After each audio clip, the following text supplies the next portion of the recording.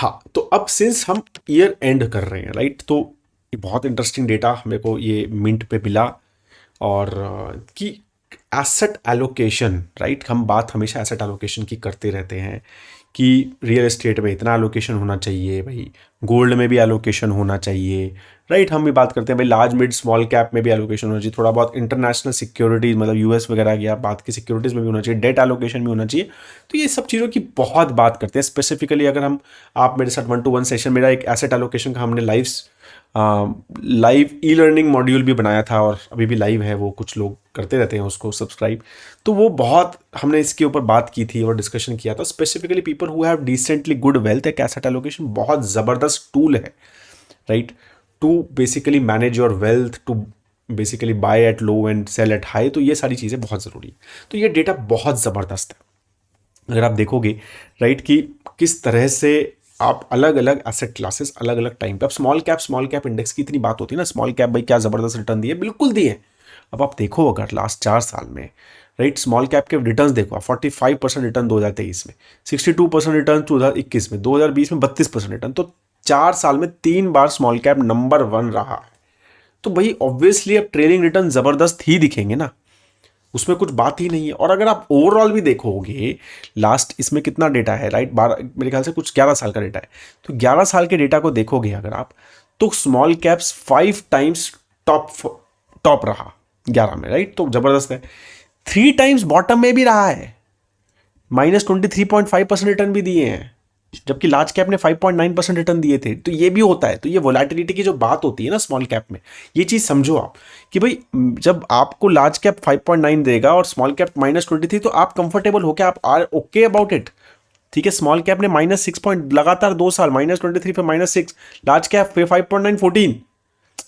तो ये चीज़ बहुत ज़रूरी है आपको समझनी। स्मॉल कैप इंडेक्स का इन्वेस्ट करो नहीं। अब देखो लार्ज कैप देखो, ग्रीन कलर है, अगर आप देखोगे तो मोस्टली मिडिल में रहता है। नीचे रहा है, 2015 में रहा, 2016 में रहा, बट मोस्टली अगर आप देखोगे तो वो मिडिल में रहा। उसने टॉप जबरदस्त परफॉर्म नहीं किया और बॉटम बैड एक बार भी नहीं रहा, बैड भी, नंबर 1 भी एक बार भी नहीं रहा, नंबर लास्ट भी एक बार भी नहीं रहा, राइट। तो एक स्टेबल एलोकेशंस भी ज़रूरी है, लार्ज कैप भी ज़रूरी है, इसलिए मतलब मेरा कोशिश यही है बताने की। ठीक है, गोल्ड ने, अब देखो गोल्ड ने एलोकेशन भाई 12% का रिटर्न दिया, 2022 में भी 11%, तो 2 बार अच्छे रिटर्न दिए। तो गोल्ड बहुत अच्छा है। बट गोल्ड अगर आप देखोगे 2021 में -2, ठीक है, 20 और 19 में बहुत अच्छे रिटर्न है, 18 में भी बहुत अच्छे हैं।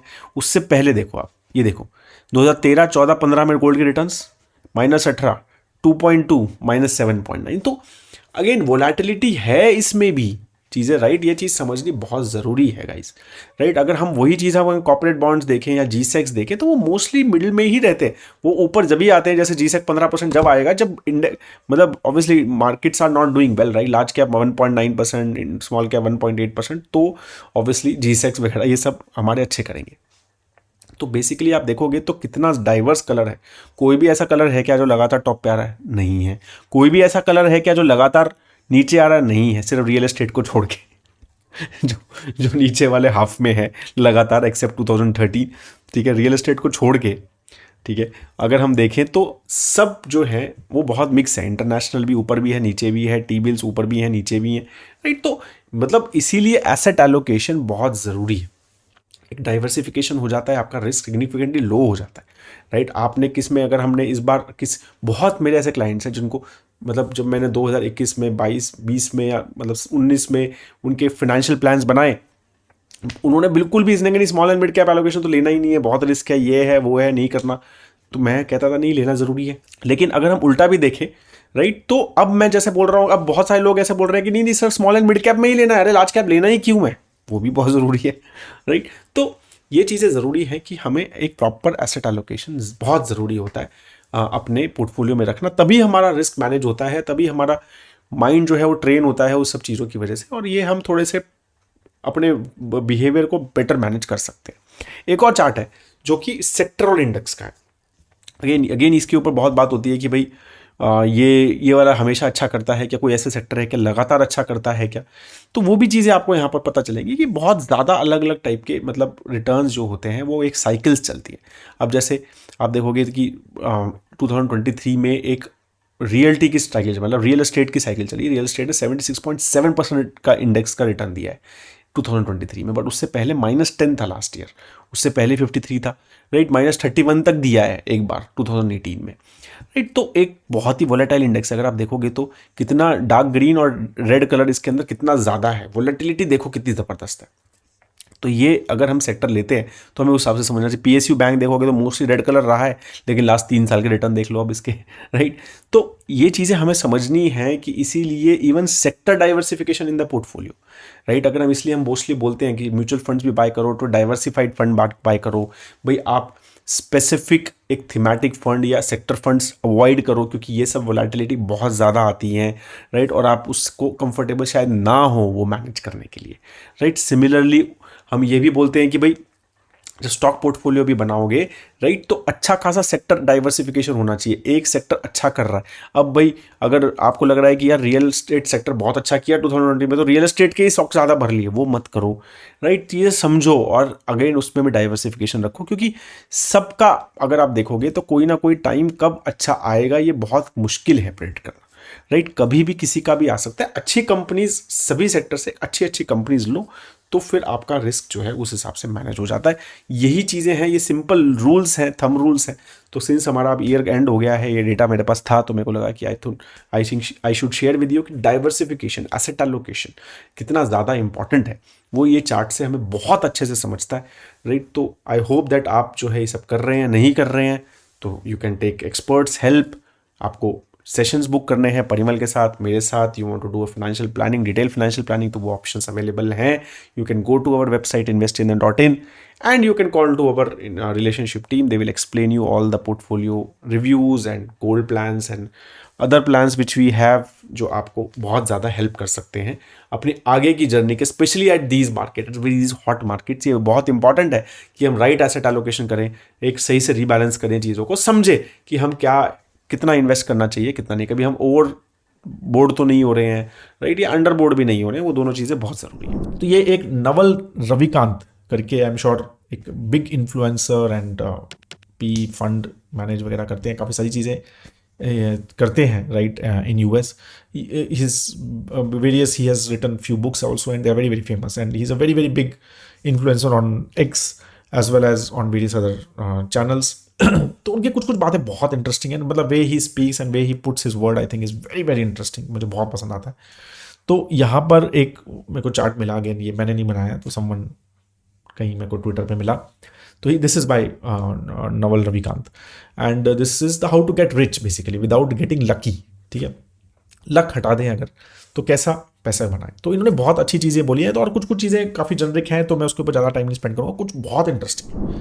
तो एक तो ये है कि ऑब्वियसली ये सब बोलते ही हैं कि वेल्थ को सीख करो, मनी को और स्टेटस को सीख मत करो, राइट। तो स्टेटस के चक्कर में हम अपना पैसा ज़्यादा खोते हैं, स्टेटस बढ़ाने के चक्कर में हम पैसा बहुत ख़राब करते हैं, राइट। दूसरे हमारे बारे में क्या सोचते हैं इसके ऊपर हमें फोकस नहीं करना चाहिए, ठीक है। स्टेटस के ऊपर नहीं है, मनी के ऊपर फोकस मत करो, वेल्थ के ऊपर फोकस करो, मतलब overall happiness with good money is what it is all about, right. Equity, ये बहुत सही चीज़ है इनकी, you are not going to get rich renting out your time, right. अगर आप ऐसे किस जॉब में हो जो आपको लगता है कि मैं काम करता हूँ पैसे मिलते हैं, काम करता हूँ पैसे मिलते हैं, राइट, तो आप बहुत रिच नहीं हो सकते हो। You must own equity, a piece of business to gain your financial freedom. अब वो इक्विटी आप इन्वेस्ट करके भी कर सकते हैं या अपना बिजनेस खोल के भी कर सकते हैं, right, but you should own, right. तो वही है काफ़ी, मतलब जैसे वॉरेन बफे भी कहते हैं ना कि भाई we should own businesses, because जो हमारे पास पैसा जो है वो रात को when we are sleeping then also we should earn money, right. तो that is what it is. ये बहुत अगेन टैक्टिक्स बहुत इंटरेस्टिंग इनका पॉइंट लगता है मुझे कि play iterated games, all the returns in life whether in wealth, relationships और knowledge comes from compound interest. और ये मैं काफ़ी बार मैं भी बोलता हूँ ये बात, ठीक है, कि हर चीज़ कंपाउंड इंटरेस्ट है। जैसे जैसे आप लर्निंग कर रहे हो, नई नई चीज़ें सीख रहे हो, आप सीखते जा रहे हो, सीखते जा रहे हो, सीखते जा रहे हो, सीखते जा रहे हो, तो उसका भी कंपाउंड इंटरेस्ट है, राइट। तो उन्होंने ये भी बोला कि कंपाउंड इंटरेस्ट में आपको अपने business partners highly intelligent, energy and above all integrity, don't partner with cynics and pessimist, right, क्योंकि वो कंपाउंड इंटरेस्ट नेगेटिव भी बन सकता है। तो इसलिए लर्न करते रहो एक चीज़ को, और उसमें अगर लगातार वो करते रहोगे तो कंपाउंडिंग आएगी आपकी नॉलेज में भी, वेल्थ में भी। Again specific knowledge is very very good point, ये थोड़ा फोकस करके सुनना आप, कि arm your self with specific knowledge, accountability and leverage. Specific knowledge is knowledge that can not B trend for, जिसके ऊपर ट्रेनिंग नहीं हो सकती, वो है स्पेसिफिक नॉलेज.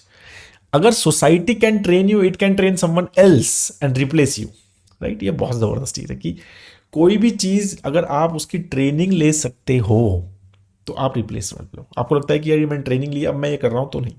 आपको एक स्पेसिफिक नॉलेज लेनी पड़ेगी, राइट, जो सिर्फ आपके पास है, या आपके एक्सपीरियंस की वजह से, या आपने कुछ क्रिएट करा है, या कुछ इस तरह से, राइट. तो building specific knowledge will feel like play to you but will look like work to others, right. कि आपके लिए बहुत ईजी होगा वो, बट ठीक है. Specific knowledge is often highly technical और creative, it can not be outsource और ऑटोमेटेड. तो अगेन, राइट, तो ये आर्टिफिशियल इंटेलिजेंस के ज़माने में, ऑटोमेशन के ज़माने में स्पेसिफिक नॉलेज बहुत ज़रूरी है. अभी कैसे है ये इतना आसान नहीं है, राइट, बट इंटरेस्टिंग है ये पॉइंट. सोचना चाहिए सबको कि यार एक स्पेसिफिक नॉलेज है क्या मेरे पास, एक कुछ. Accountability, right, embrace accountability, right. Take business risk under your own name. Society will reward with you responsibility, with responsibility, equity and leverage, right. अपने नाम पे करो चीज़ें, ठीक है. थोड़ा सा नेगेटिव भी हो सकता है, टेंशन भी आ सकती है, स्पेशली जो एक्सट्रोवर्ट इंट्रोवर्ट्स हैं उनको थोड़ा बहुत टेंशन आता है. But right, he has said कि most accountable people have singular public and risky brands, Oprah, Trump, Kanye and Elon. Skills. There is no skill called business. Avoid business magazine and business classes. Study microeconomics, game theory, psychology, persuasion, ethics, mathematics, and computers. Reading is faster than listening. Doing is faster than watching. तो बहुत interesting है ये, मेरे को बहुत ज़बरदस्त point लगता है इनका. Right, you, right. तो अनक्लटर्ड कैलेंडर, मतलब आपको you should be too busy to do coffee, right. मतलब ये टाइम पास करने से के लिए आप बिजी रहना चाहिए, but still keep an uncluttered calendar. Set and enforce an aspirational personal hourly rate. If fixing a problem will save less than your hourly rate, ignore it, right. तो अगर एक प्रॉब्लम फिक्स हो रही है और इसमें आप आर्ली रेट, राइट, अगर उसमें will save less than your hourly rate, ignore it, right. एक अपना आर्ली रेट फिक्स कर लो कि यार इतना पैसा मेरा 1 घंटे का वैल्यू है, ठीक है, उसके हिसाब से काम करो. बहुत ज़बरदस्त चीज़ है ये. अगेन, कि मेरा 1 घंटे की वैल्यू है, सपोज मेरी 1 घंटे की सब कुछ भी 2000 रुपीज़ की वैल्यू है, ठीक है. और अब आपको समझ आ जाएगा कि यार ये घंटा मैं वेस्ट कर रहा हूँ, इसमें मैं 2000 रुपीज़ सेव किए क्या, ठीक है. तो अगेन ऑटोमेटिकली दिमाग will start working on this, right. तो अगर वो if outsourcing a task will cost less than your hourly rate, outsource, right. Work as hard as you can, even though you who you work with, what you work on are more important than how hard you work. Become the best in the world of what you do, right. तो वो तो थोड़ा ज्ञान है, but again it's important. Parting work, ये बहुत again last वाला भी बहुत important point. There no get rich quick schemes. ये मैं बहुत बार, मैं काफ़ी बार परिमल और मैं डिस्कशन करते हैं. कोई गेट रिच क्विक स्कीम नहीं है. That's just someone else getting rich of you, right. Any apply specific knowledge with leverage and eventually you will get what you deserve. When you are finally wealthy, you will realize that it wasn't what you were seeking in the first place, but that's for the another day, ठीक है. तो get rich कुछ नहीं होता fast, कुछ जल्दी कुछ नहीं अमीर होते, ठीक है. वो उसमें लिए मेहनत करनी ही पड़ती है, और वो सब चीज़ें स्टेप वाइज प्रोसेस रहता ही है. Luck will play a factor, that is, but we should not think about it. तो basically knowledge section is a thought from एक सेशन किया था मैंने, मतलब 1-to-1 जो हमारे गोल्ड सेशन रहते हैं, फाइनेंशियल प्लानिंग सेशन रहते हैं. तो उसमें ना एक बहुत इंटरेस्टिंग स्टॉक पोर्टफोलियो मिला मुझे. तो there was a lady basically, she invested very heavily, मतलब फ्रॉम वेरी, मतलब अच्छा, शी अच्छा नेटवर्थ वगैरह अच्छा है. तो she invested very heavily in 2020s. अब और बहुत इंटरेस्टिंग कंपनीज, लाइक मतलब REC से लेके पावर फाइनेंस एंड कुछ रेलवे स्टॉक्स भी हैं, तो काफ़ी इंटरेस्टिंग है. तो बहुत ज़बरदस्त, मतलब कैगर एंड XIRR उनका था, right. And they she invest majorly, उनका मतलब इन्वेस्टमेंट 2020 में ही था, 2021, 22, 23 में कुछ मेजर नहीं था. तो मतलब जो भी करंट वैल्यू थी उसकी, वो 2020 के इन्वेस्टमेंट के बेसिस पे थी. तो ऑफकोर्स अब वी नो कोविड वगैरह का टाइम था, तो बेस लो था, तो ग्रोथ बहुत ही ज़बरदस्त उनकी. लमसम था, लमसम इन्वेस्ट किया अच्छा खासा उन्होंने, तो बहुत ही अच्छी ग्रोथ थी. और उसमें कुछ ऐसे स्टॉक्स भी थे which I am telling you. तो मतलब again when I was discussing, तो and I was discussing the reasons for buying दो स्टॉक्स एट दैट टाइम. तो शी मतलब शी वाज सही कि नहीं मेरे को लगा कि डिविडेंड मिलेगा and all those reasons, right. कि मेरे को लगा डिविडेंड मिलता रहेगा, ये डिविडेंड यील्ड 8% है, 9% है, तो मेरे को लगा ले लेती हूँ 8-9% डिविडेंड. तो दोज वर द रीजंस, मतलब and she invested at that time, and उसके बाद उसने कहा कि मैं थोड़ा बहुत कुछ डाला है, hardly 1 or 2% more I have invested in next 3 years, but I just invested at that time, nothing else. But उसका जो मनी है वो ऑलमोस्ट लाइक 2.5 times 3 times जो है, 2.5 times बेसिकली उनका मोर वो पैसा हो गया।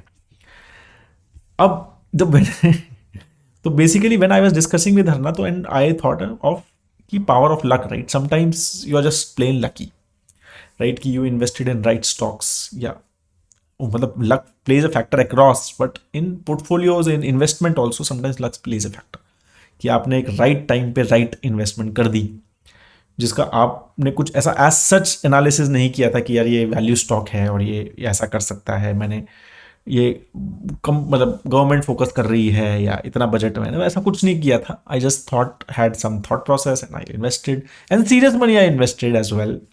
तो ये सब चीज़ें ऐसा हुआ, राइट? तो उसके बेसिस पे मेरे को एक बहुत, व्हेन आई वाज सर्चिंग ऐसा कुछ पढ़ रहा था, तो फिर I had a very interesting this small snippet, I don't know, frankly source नहीं पता है मुझे कि मेरे को कहीं मिला था, तो मुझे सोर्स बिल्कुल भी नहीं पता है। आई एम रियली सॉरी, अगर किसी को सोर्स पता है तो please let me know on that. ठीक है, तो बहुत इंटरेस्टिंग है। दिस वाज बेसिकली चार्ली मंजर when he died, so this was I think somewhere it published, this was published somewhere. तो उन्होंने एक बहुत इंटरेस्टिंग बताया कि एक इन 1931 में एक बॉय और एक गर्ल थे, both were 7 year old and are playing, ठीक है, in a street of Omaha. A stray dog appears and without warning charges. Children try to fight the dog off. Somehow the boy is unscathed, but the dog bites the girl. She contracts the rabies and not long after dies. The boy lives. Who the boy was? His name was Charlie Thomas Munzer. Right? तो उन्होंने ये बताया कि भाई क्या कहते हैं, मतलब क्वेश्चन बेसिकली एक ये चार्ली मंजर discussed about this story when interviewer ask this question कि what do you think people who attribute their success solely to their own brilliance and hard work, right? तो हम ना बहुत बार, कई बार, मतलब if you are good at something, we sometimes think that I am really good at it, that's why it's happening to me, या मैं बहुत मेहनत कर रहा हूँ इसलिए हो रहा है ये, ठीक है? तो वो सारी चीज़ें कई बार हो जाता है वो, मतलब it is normal human behaviour, right? तो उसके ऊपर मतलब what he says, right, a person who has reached that level, तो just I think that's nonsense, he said. And then he recalls about this story, he said that damn dog wasn't 3 inches from me, 3 inch दूर था सिर्फ मेरे से। All my life I have wondered why did it bite her instead of me, it was sheer luck that I lived and she died, right? तो and then he added the records of people and companies that are outliers success आपको मिलता है अगर, right? It can be, again as I said, it can be a portfolio, it can be आपका process नहीं है, आपने कोई process follow नहीं किया, आपने कुछ लॉजिक फॉलो नहीं किया, आपने कुछ एनालिसिस नहीं किया है, राइट? आपने प्रोसेस फॉलो किया है तो ना आई कैन स्टिल से कि luck factor is still there, right? वो है सर्टन लेवल पे, but again it may be much lesser. But अगर आपने कुछ नहीं किया है and you are getting some great gains, that's what he's saying. Record of people and companies that are outliers are always a mix of reasonable amount of intelligence, hard work and lot of luck, right? And ये चीज़ जो है ना, कई चीज़ें, मतलब I don't know, अपने प्रशांत जैन जी का भी एक इंटरव्यू था विचार, तो he was also talking about this कि there is lot of, मतलब we should always, इससे मतलब humbleness आती है, मतलब अगर आपको एक पता चलेगा ना कि भाई luck also is a factor in my success. I am not saying कि आप सिर्फ लक के बेसिस पे ही चलना चाहिए। What I am saying is कि if you have reached certain level, right, तो वी शुड बी हम्बल कि यार ये चीज़ जो है सिर्फ मैंने की है ऐसा नहीं है, इसमें एक लक भी फैक्टर है, ठीक है ना? तो मेरे को ऐसा लगता है कि it helps us to listen to others as well and understand the processes, understand कि कैसा है, और तो वो लिसनिंग मोड थोड़ा ज़्यादा आता है और थोड़ा मेरे को लगता है कि हम्बलनेस ज़्यादा आती है, एंड यू विल अंडरस्टैंड कि यार नहीं ये शायद हो सकता है यार, मैं मतलब I am not doing something extra ordinary, right? तो अगेन इट वॉज ट्रिगर, तो ऐसा मैंने, आई थिंक मेरे को बहुत इंटरेस्टिंग लगी ये story, and because markets are doing so well, so I am getting lot of these financial queries, मतलब फाइनेंशियल 1-to-1 सेशंस कर रहे हैं, तो काफ़ी सारे पोर्टफोलियोज मिलते हैं, स्टॉक पोर्टफोलियोज मिलते हैं which have done exceptionally well as well, right? और या कुछ स्टॉक्स उसमें एक्सेप्शनल किया है, एंड समटाइम्स पीपल थिंक कि यार ये मैं बहुत ज़बरदस्त स्टॉक पिकर हूँ, राइट?